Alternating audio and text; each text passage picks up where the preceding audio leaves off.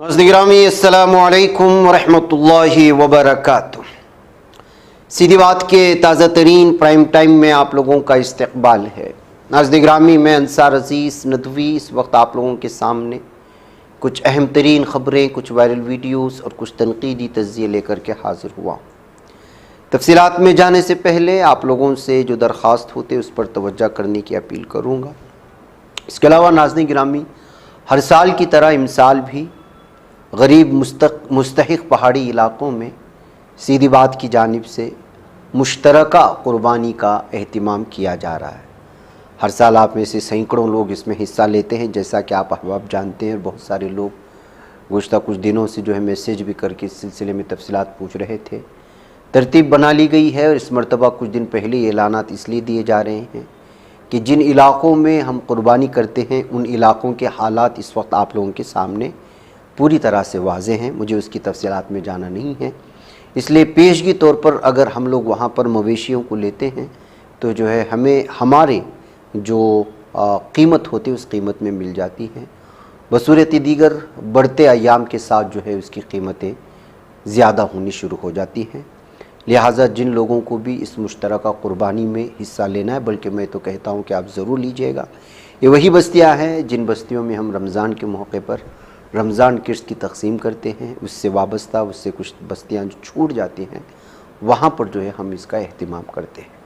लिहाजा जो है आप में से अगर अपने इलाक़ों में भी कोई कर रहा है तो कोई मसला नहीं है, लेकिन कम से कम अपने घर वालों की तरफ से एक हिस्सा ज़रूर लीजिएगा, ताकि जो है इन लोगों को भी हम जो है अपनी ईद की खुशियों में शामिल कर सकें। और वो बस्तियाँ जिन बस्तियों में जो है गोश्त महंगा होने की वजह से, गुर्बत होने की वजह से बड़ी मुश्किल से गोश्त पहुँचता है, उन लोगों तक भी हम गोश्त पहुँचाने में आसानियाँ फ़राहम कर सकें, सहूलतें फ़राहम कर सकें, अपने ईद में उनका हिस्सा भी शामिल कर सकें। नीचे जो नंबर दिए जा रहे हैं, आप यहाँ पट्टी देख रहे होंगे, उस पट्टी पर नंबर है जो हमारा फाउंडेशन का नंबर होता है।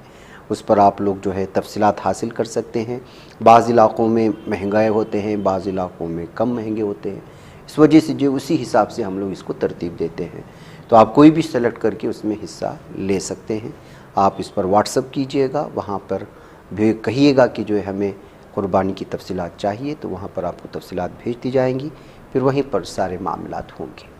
तो लिहाजा 9482812868 जो हमारे फाउंडेशन का नंबर है, उसी पर आप मैसेज करके सारी तफसीलात मुश्तरका क़ुरबानी की हासिल कर सकते हैं। और अगर आप लोग जल्द ही अगर नाम लिखाएंगे, इसके बजाय कि जो है जब ईद का मौका आएगा तब देखा जाएगा, तो उस वक्त हमारे लिए जो है तरतीब बनाना बड़ा मुश्किल हो जाता है, क्योंकि जानवरों की कीमतें बढ़ जाती हैं तो थोड़ा सा आगे पीछे होता है। अगर फिर भी ईद की 3 दिन पहले तक हम जो है नाम इंदराज करते हैं। आप जो है इस सिलसिले में सोच सकते हैं।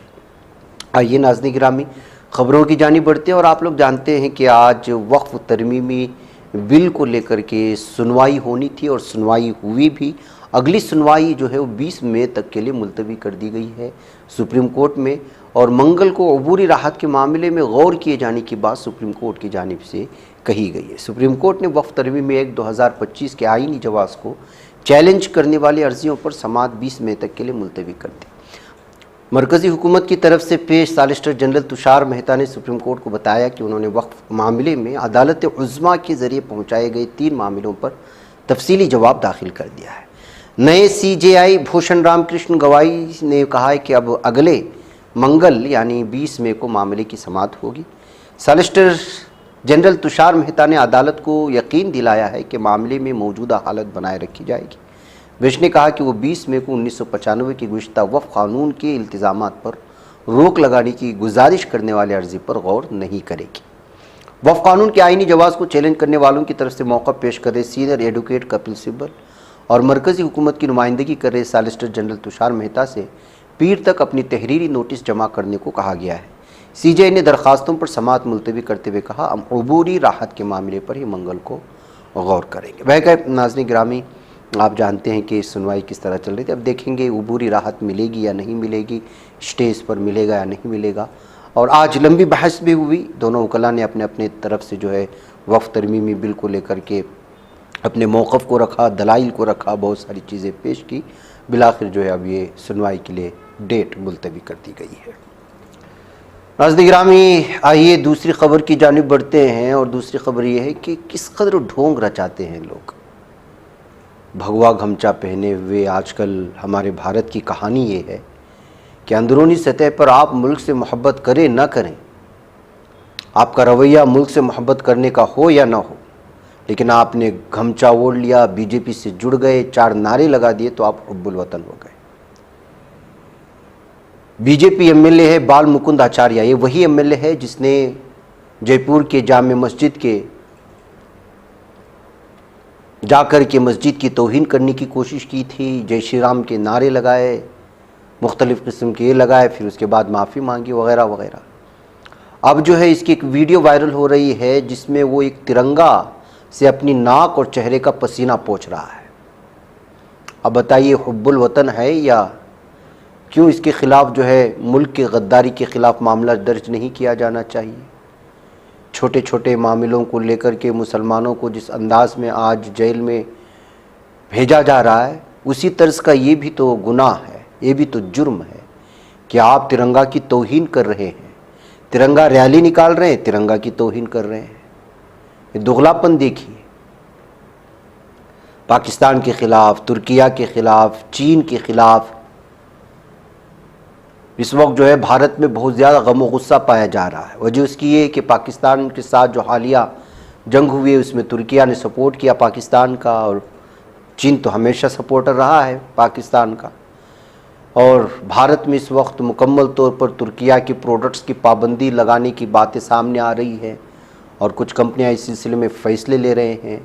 मुख्तलिफ़ इलाक़ों में हिंदुत्व तंजीमें तिरंगा रैली के नाम पर एहतिजाज कर रहे हैं इन ममालिक के ख़िलाफ़, पाकिस्तान के ख़िलाफ़, तुर्किया के ख़िलाफ़, चीन के ख़िलाफ़। ऐसे में बाल मुकुंद आचार्य तिरंगे के साथ नाक पोंछता हुआ नज़र आया। अब क्या हुकूमत या पुलिस इसके ख़िलाफ़ कार्रवाई करेगी? इसके ख़िलाफ़ जो है कौमी परचम की बेहुरमती के तौर पर मामला दर्ज करके कार्रवाई करेगी? क्या इसकी तनकीद की जाएगी? क्या जो है बीजेपी इस सिलसिले में कोई सफाई पेश करेगी, या ये भी उसी तरह से जिस तरह से कल एक बीजेपी के लीडर ने, जिसका ताल्लुक़ एमपी के एक वज़ीर ने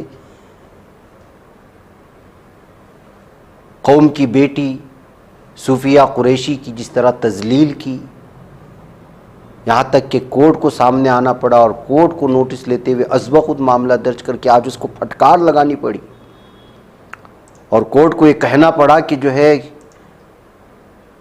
इतने बड़े ओहदे पर होते हुए आपकी ज़बान किस कदर ख़तरनाक बनती चली जा रही है। कोर्ट ने आज सुनवाई के दौरान फटकार लगाई है विजय शाह को और एफआईआर पर रोक लगाने से इनकार कर दिया और पुलिस से कहा कि एफआईआर लगाइए और इसके ख़िलाफ़ तहकीक कीजिए। सुप्रीम कोर्ट ने मध्य प्रदेश हाई कोर्ट के हुक्म पर रोक नहीं लगाई है। कर्नल सूफिया कुरैशी पर मुतनाज़ा और घटिया बयान देने वाले मध्य प्रदेश के काबीना वजीर विजय शाह को बुरी तरह फटकार लगाई। सीजेआई बिहार गवाही ने विजय शाह की सरजनिश की और पूछा कि आप किस किस्म का बयान दे रहे हैं? आप वज़ीर हैं, वज़ीर होते हुए आप किस किस्म की ज़बान इस्तेमाल करें? क्या एक वज़ीर के मेयार का है ये? अदालत ने कहा कि आईनी ओहदे पर फाइज शख्स से ऐसे बयान की तवक्को नहीं है। जब मुल्क अलग हालात से गुजर रहा है तो फिर हम एक ज़िम्मेदार ओहदे पर फाइज शख्स से क्या पूछें? सीजेआई ने कहा कि आप जानते हैं कि आप कौन हैं, ये ठीक है। इस पर विजय शाह के वकील ने कहा कि उनके वकील ने माफ़ी मांग ली है। मीडिया ने उनके बयान को तोड़ मरोड़ कर पेश किया। मीडिया ने इसकी बहुत ज़्यादा तशरीह की। वकील ने कहा कि हाईकोर्ट ने हुक्म देने से पहले हमारी बात नहीं सुनी। वह गए नाज़रीन गिरामी, ऐसे लोगों को फटकार अदालतों से लग रही है, लेकिन जिस पार्टी से इन लोगों का ताल्लुक़ है वो पार्टी इनके ख़िलाफ़ कोई कार्रवाई नहीं कर रही, इनको निकाल बाहर नहीं कर रही है। क्या ये पार्टी की जहनीत है या पार्टी इस तरह के लोगों को खुली छूट दे रखी है? इस बात को लेकर के अपोजिशन लगातार सवालत कर रही है, लेकिन बीजेपी के कान पर जूं तक नहीं रेंग रही। नाज़रीन गिरामी, 4 रोज़ा जंग में पाकिस्तान की एयर बेसिस को भारी नुकसान पहुंचा। न्यूयॉर्क टाइम्स की एक रिपोर्ट सामने आई। पाकिस्तान एक तरफ कहता है कि उसको कोई नुकसान नहीं हुआ और वो हिंदुस्तान में बहुत ज़्यादा नुकसान पहुंचाने की खबरें अपने मीडिया में पेश करता है, और भारत में तो यहाँ की मीडिया पर हम लोग यकीन नहीं कर सकते, क्योंकि वो तो यहाँ तक कह दिया यहाँ का मीडिया ने कि कराची पर हमला हो गया, न जाने जिन जिन इलाक़ों में एयरबेस नहीं है उन वहाँ पर भी हमला करके उस पर कब्ज़ा में लेने की यहाँ की मेन स्ट्रीम मीडिया, झूठा मीडिया ने दावा किया। लेकिन जो ऑफिशियल रिकॉर्ड आता है फौजियों की जानिब से या फौजी के ट्विटर हैंडल से जो ऑफिशियल होते हैं, उस पर एतबार किया जाए तो जो है बहुत ज़्यादा नुकसान पहुंचाने के भारत की फ़ौज दावा करती है, मीडिया से परे हट करके। मीडिया तो सुबह से शाम तक झूठ बोल रहा है। वो तो ऐसा लगता है कि जिस दिन जो है जंगबंदी हुई उस रात तक इस बात का दावा कर रहा था कि कराची को सफ़े हस्ती से मिटा दिया गया है। तो ये झूठ परोसने का एक बहुत बड़ा है भर। अब न्यूयॉर्क टाइम्स की जब रिपोर्ट सामने आई है तो पाकिस्तान में जो है बहुत बड़ा नुकसान होने की बात पर यकीन किया जा रहा है। जैसे अमेरिकी अंग्रेज़ी अखबार न्यूयॉर्क टाइम्स ने अपनी एक रिपोर्ट में सैटेलाइट इमेजेस का हवाला देते हुए कहा, ऐसा लगता है कि हिंदुस्तान को 4 रोज़ तक जारी रहने वाले हालिया फौजी तनाज़े के दौरान पाकिस्तानी फौजी तनसीबात और एयर बेसिस को निशाना बनाने में वाज़ेह बढ़तरी हासिल की है। रिपोर्ट के मुताबिक हमलों से पहले और बाद की हाई रेजोल्यूशन सैटेलाइट तस्वीर में हिंदुस्तानी हमलों की वजह से पाकिस्तानी फौजी तनसीबात को वाज़ेह नुकसान दिखाया गया। रिपोर्ट में मज़ीद कहा गया कि हिंदुस्तान और पाकिस्तान के दरमियान 4 रोज़ा फौजी तनाज़ा निसफ सदी में 2 जौहरी हथियारों से लैस ममालिक के दरमियान सबसे वसी जंग थी, चूँकि दोनों फरीक़ों ने एक दूसरे की फ़िज़ाई दिफा को जांचने और फ़ौजी तनसीबात पर हमला करने के लिए ड्रोन और मिसाइलों का इस्तेमाल किया। उन्होंने शदीद नुकसान पहुँचाने का दावा भी किया। इसने कहा कि सैटेलाइट की तस्वीर से पता चलता है कि हमले बड़े पैमाने पर हुए थे, लेकिन नुकसान दावे से कहीं ज़्यादा महदूद थे। रिपोर्ट में कहा गया कि ऐसा लगता है कि ज़्यादातर नुकसान हिंदुस्तान ने पाकिस्तानी फ़ौजी तनसीबात को पहुँचाया। हिंदुस्तानी दिफाई हुकाम ने कहा कि उन्होंने पाकिस्तानी बंदरगाही शहर कराची से 100 मील से भी कम फासले पर भोलारी एयरबेस पर एक हवाई जहाज़ के हैंगर पर दुरुस्त हमला किया। रिपोर्ट में कहा गया कि तस्वीर में इस चीज़ को वाज़ेह नुकसान दिखाते हुए जो हैंगर लगता है मज़ीद बड़ा नूर खान एयरबेस शायद हिंदुस्तान की तरफ से हमला करने वाला सबसे हसास फौजी हदफ था। वह नाज़रीन गिरामी इस तरह से जो है पूरे इसमें तफसीलात फराहम करने की कोशिश की है कि हिंदुस्तान की जानिब से पाकिस्तान पर हुए हमलों में किस कदर नुकसान पहुँचा है। तो इस रिपोर्ट के सामने आने के बाद हिंदुस्तानी अफवाज की जानिब से जो दावा किया गया कि पाकिस्तान को बड़े पैमाने पर नुकसान पहुँचाया गया है, उस पर थोड़ा सा यकीन होने लगता है। इस तरह के तबसरे इस रिपोर्ट के सामने आने के बाद हुए हैं। उधर नाज़रीन गिरामी जंगबंदी को, फौरी जंगबंदी को लेकर के अपोजिशन हमेशा से जो है मोदी हुकूमत पर निशाना साधा। उनके कुछ अहम तरीन और सादे से सवाल थे कि फौरी जंगबंदी क्यों और ट्रंप के इशारे पर क्यों, और ट्रंप यहाँ की हुकूमत, भारत की हुकूमत जंगबंदी का ऐलान करने से पहले ट्रंप ने पहले क्यों ट्वीट किया, क्या जो है सौदेबाजी हुई। इस दरमियान में बहुत सारे इश्कालात, बहुत सारे एतराज़ात, बहुत सारी बातें सामने आ रही थी। लोग सोशल मीडिया में अलग अलग तरह के तबसरे कर रहे थे, अपोजिशन कुछ और बात लगा रही थी, और पाकिस्तान का मीडिया एक बात का दावा कर रहा था कि पाकिस्तान की फ़ौज पूरी तरह से ये इरादा कर चुकी थी कि वो भारत के मेन इक़्तिसादी और माशी जो बेस है अडानी और अंबानी की जो है जगहों को और उनके कॉरपोरेट सेक्टर्स को, उनके कारखानों को निशाना बना करके नुकसान पहुंचाना। और ये बात पाकिस्तान की मीडिया में बड़े पैमाने पर बात होने लगी थी, और उसी दिन रात में जंगबंदी की बात सामने आई।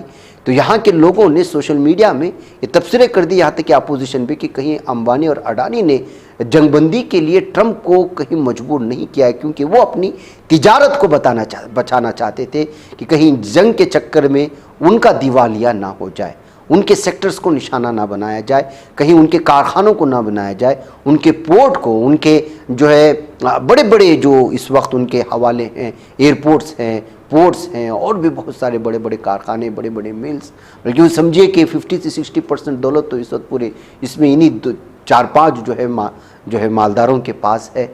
तो ऐसी सूरत हाल में कहीं दबाव ट्रंप के ज़रिए से पाकिस्तान और हिंदुस्तान पर जंगबंदी का बनाया नहीं गया हो। जब ये बात हो रही थी तो अचानक एक वीडियो आज सामने आ जाती है, और वो वीडियो है अंबानी का ट्रंप से मुलाकात करना कतर में, और उस वक्त कतर के हुक्मरान भी वहाँ मौजूद थे। जब वीडियो सामने आई तो एक बार फिर भारत में इस बात को जो है तक़वियत दे करके ये तबसरे होने लगे कि जो तबसरा पाकिस्तान में इस बात को लेकर के हो रहा था कि अडानी अंबानी के जो है तमाम कारखानों को निशाना बना करके भारत के इक़्तिसादी और माशी तौर पर नुकसान पहुंचाने की वहाँ प्लानिंग हो रही थी, उस प्लानिंग को सुन कर के अंबानी ने जो है वो ट्रंप से रब्ता करके जंगबंदी पर मजबूर किया होगा। और मिडलर का, एजेंट का काम क्या होगा। इस तरह की तफसीरें जब यहाँ सामने आ रहे थे तो आज इस वीडियो के बाद एक बार फिर वो मामला सामने आने लगा है। लोग इस वीडियो को शेयर करते हुए अलग अलग तरह की तफसीरें कर रहे हैं। अगर आप सोशल मीडिया और ट्विटर पर बाकायदा अगर एक्टिव हैं तो आपको ये वीडियो भी नज़र आएगी, उस पर होने वाले तबसरे भी। यही चीज़ मैं आपके सामने इससे पेश कर सकता हूँ। तो इस वीडियो के बाद एक अलग तबसरे इस वक्त सामने आ रहे हैं नाज़रीन गिरामी। बहरकैफ आइए कुछ और ख़बरों की जानिब बढ़ते हैं। और इस वक्त आप जानते हैं कि राहुल गांधी को आज बिहार में रोकने की कोशिशें हुई, बिहार पुलिस की जानिब से, वहाँ की इंतज़ामिया की जानिब से।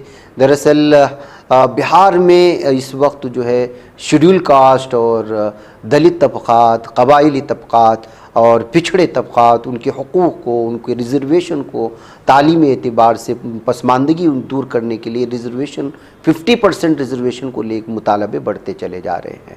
इसी सिलसिले में एक एहतिजाजी इजलास मुनक़िद किया गया था जिसमें शिरकत के लिए राहुल गांधी वहाँ गए हुए थे, लेकिन राहुल गांधी को वहाँ की इंतज़ामिया रोकने की कोशिश की, लेकिन वो जलसागाह तक पहुँचने में कामयाब हुए। वहाँ जाकर के उन्होंने क्या कहा, इसकी एक वीडियो आप यहाँ सुन सकते हैं। बिहार की पुलिस ने अभी मुझे रोकने की कोशिश की, रोक नहीं पाई। पता है क्यों नहीं रोक पाई? नहीं, इसलिए नहीं रोक पाई क्योंकि आपकी शक्ति मेरे पीछे है। आपकी शक्ति मेरे पीछे है, इसीलिए कोई, दुनिया की कोई शक्ति उसको रोक नहीं सकती है। हमने कहा, हमने नरेंद्र मोदी से कहा, पार्लियामेंट में कहा, तुम्हें जाति जनगणना करना पड़ेगा। हमने उससे कहा कि तुम्हें संविधान को यहां माथे पर लगाना पड़ेगा। नरेंद्र मोदी जी ने आपके दबाव से डर कर जाति जनगणना हिंदुस्तान में घोषित किया है। आपके दबाव से डर कर उन्होंने कॉन्स्टिट्यूशन अपने माथे पर लगाया, मगर वो लोकतंत्र के खिलाफ हैं, संविधान के खिलाफ हैं, जाति जनगणना के खिलाफ हैं। और जो 90% हिंदुस्तान की गरीब आबादी है, अति पिछड़ा, दलित, आदिवासी, माइनॉरिटीज, ये इन सब के खिलाफ है। ये अदानी अंबानी की सरकार है, ये आपकी सरकार नहीं है। आपने इतने प्यार से मेरी बात सुनी, इसके लिए आप सबको दिल से बहुत बहुत धन्यवाद। मैं जानता हूं SC ST अति पिछड़ा हॉस्टल्स में यहां क्या होता है। मैं आपको गारंटी देता हूं, जैसे ही हिंदुस्तान में सरकार आएगी, जैसे ही बिहार में हमारी सरकार आएगी, हम ये सारा का सारा बदल देंगे और आपके लिए जो होना चाहिए वो करके दिखाएंगे। आप सबका बहुत बहुत धन्यवाद। नमस्कार, जय हिंद।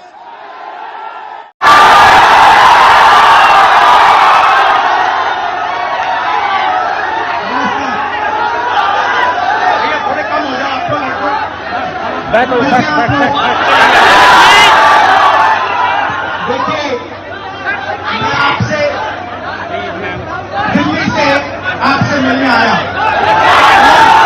और मेरा लक्ष्य सिर्फ ये था कि मैं आपसे बात करूं, थोड़ा पिक्चर चाहिए, मैं आपसे बात करूं, जो मेरे दिल में है मैं आपको कह दूं और जो आपके दिल में है वो आप मुझे कह दो। मगर प्रशासन ने मुझे पूरी तरह रोकने की कोशिश की, बैरियर लगाया और मैं पीछे के रास्ते से आपके यहां आ गया। देखिए, दलित, पिछड़ा वर्ग, अति पिछड़ा वर्ग, आदिवासी वर्ग, आपके खिलाफ इस देश में 24 घंटा अत्याचार होता है। आपको दबाया जाता है, आपको शिक्षा के सिस्टम में रोका जाता है, आपके खिलाफ पेपर लीक किया जाता है और आपके करियर को रोकने के लिए, खत्म करने के लिए किया जाता है। हमने 3 मांगे की है। सबसे पहले जाति जनगणना, सही तरीके का जाति जनगणना जो हमने तेलंगाना में किया। दूसरी बात, कानून हिंदुस्तान का कानून है कि प्राइवेट कॉलेजेस और यूनिवर्सिटीज में आरक्षण होना चाहिए। और ना नरेंद्र मोदी ना बिहार की सरकार उस कानून को लागू कर रही है। इसीलिए हम उन पर दबाव डालेंगे और जब तक, मैं बता रहा हूं, जैसे मैं यहां आया हूं ना, रोक नहीं पाए, वैसे ही नहीं रोक पाएंगे जब तक इन्होंने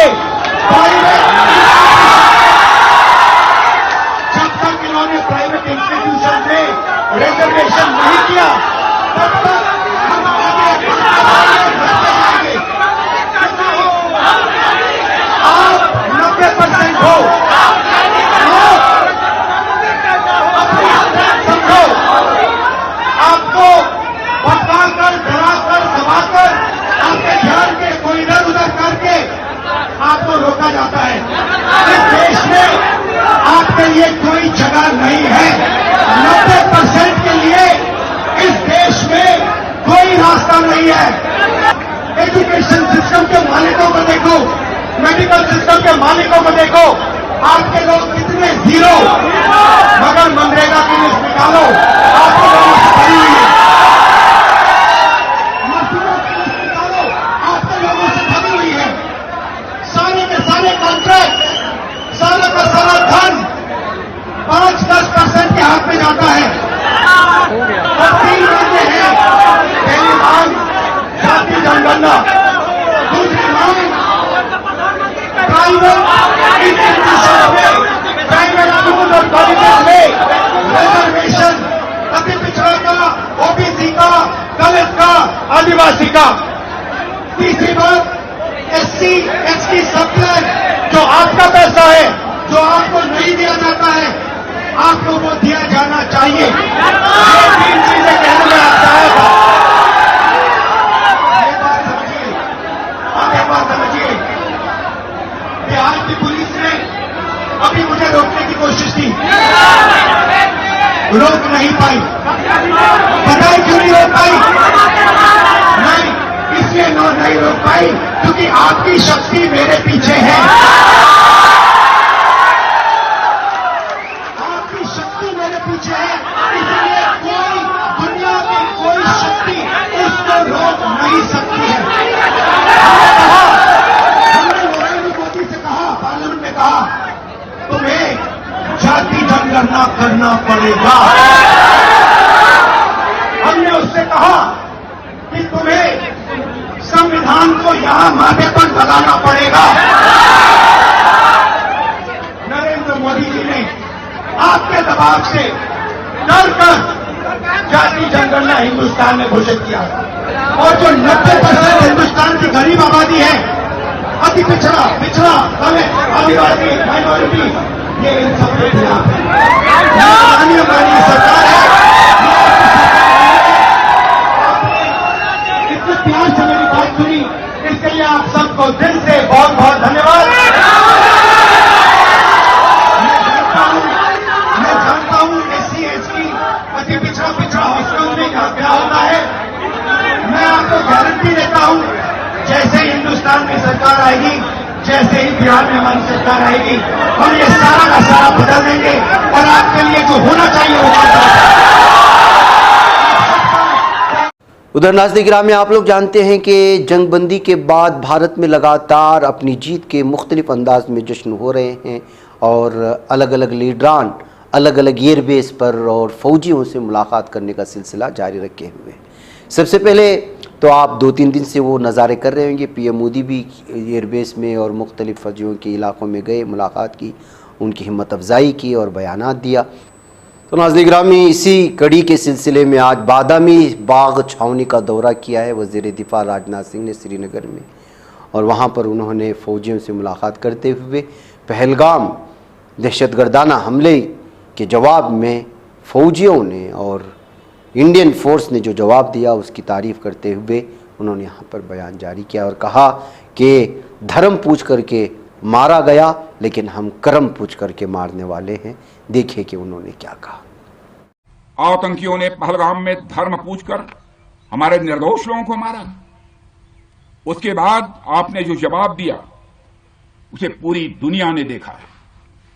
उन्होंने यह नहीं सोचा कि आम नागरिकों ने उनका क्या बिगाड़ा है, उन्होंने ऐसा क्या किया है कि उन्हें मार दिया जाए। पर मैं यह कहना चाहूंगा, आतंकियों ने भारतीयों को धर्म पूछकर देखकर मारा, धर्म पूछकर मारा, तो हमने आतंकियों को उनका कर्म देखकर मारा है। उन्होंने धर्म देखकर बेगुनाहों की जान ली, यह पाकिस्तान का कर्म था। हमने कर्म देखकर उनका खात्मा किया, यह हमारा भारतीय धर्म है। एक रक्षा उधर नाज़रीन ग्रामी, जंगबंदी के बाद जो है अब बाकायदा तमाम फ़िज़ाई राब्ते बहाल करने की तरफ जो है तवज्जो दी जा रही है। मरकज़ी शहरी हवाबाजी के वज़ीर राम मोहन नायडू ने ऐलान किया कि श्रीनगर के लिए तमाम परवाज़ें मुकम्मल तौर पर अब बहाल कर दी गई हैं। मुल्क के किसी भी हिस्से से अब आप श्रीनगर कश्मीर जा सकते हैं और वादी में आने की अपील भी उन्होंने की और कहा कि जो है यहाँ की सयाहती मनाजिर से लुत्फ़अंदोज़ हों और कश्मीर को आने का सिलसिला ना रोकें। और मुंबई हो या कोई और शहर, यहाँ के लोग सयाहत, मईशत और कारोबार के लिहाज से मुश्किलात से गुज़र रहे हैं। लिहाजा जो है तमाम परवाज़ों की शेड्यूल को बहाल कर दिए जाने के बाद उन्होंने मीडिया के नामा निगारों से भी गुफ्तगू की है। आप उसको यहाँ पर सुन सकते हैं। मीडिया के सारे मित्रों को मेरा नमस्कार।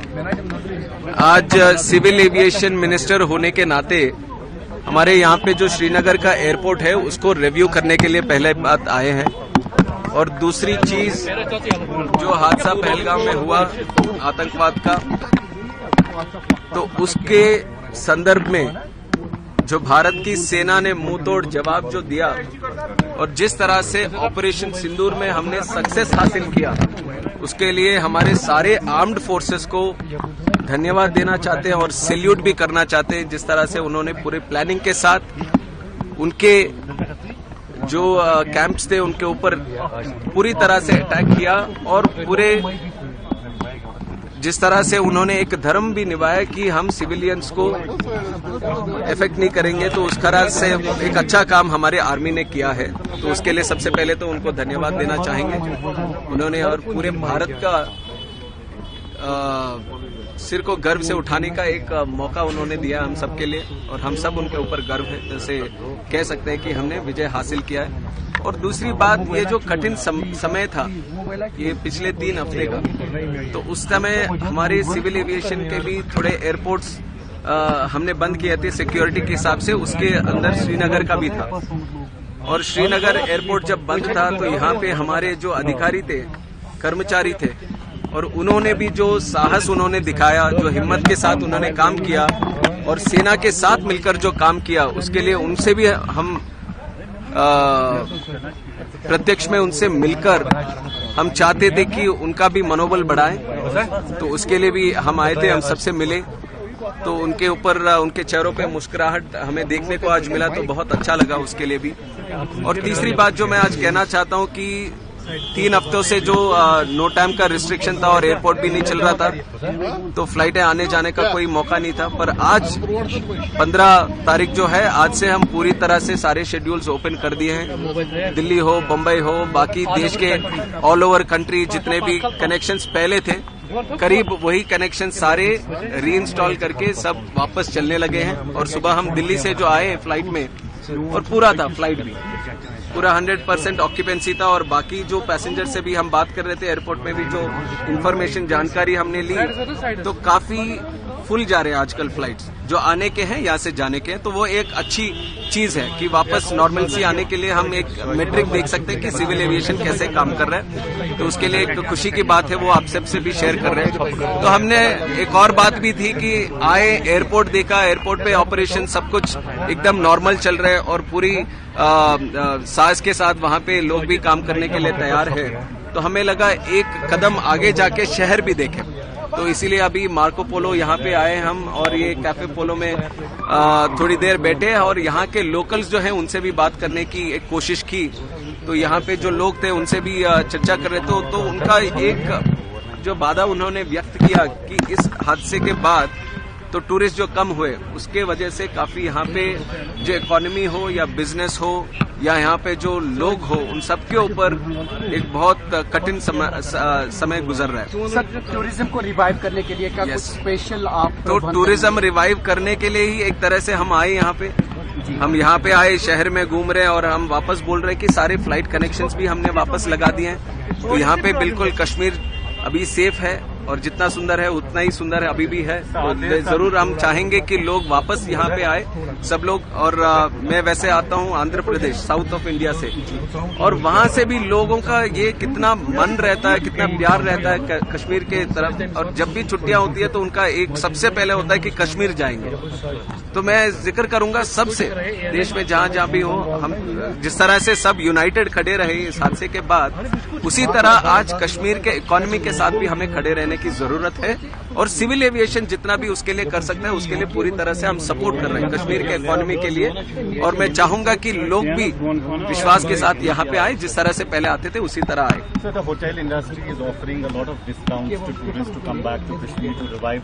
उधर नाज़रीन में ऑपरेशन सिंदूर के दौरान पाकिस्तान की मदद करने का इल्ज़ाम तुर्किया पर लगाया है। तुर्किया ड्रोन्स इस्तेमाल किए जाने के बाद से भारत में तुर्किया की तय नफरत का माहौल है।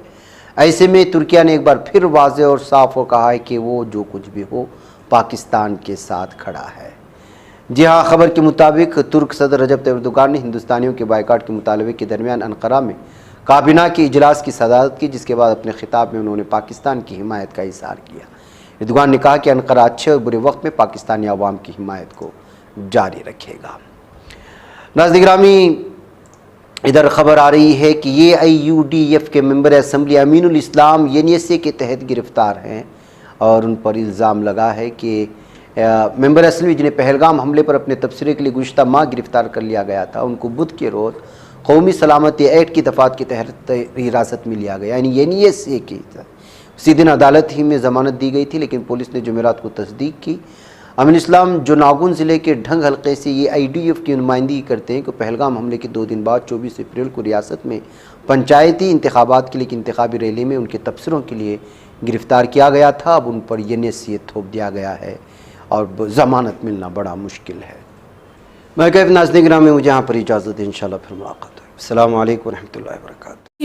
बच पाता है कोई सहाफ़ी की निगाहों से, मिलाता है ये लोगों को मोहब्बत की पनाहों से।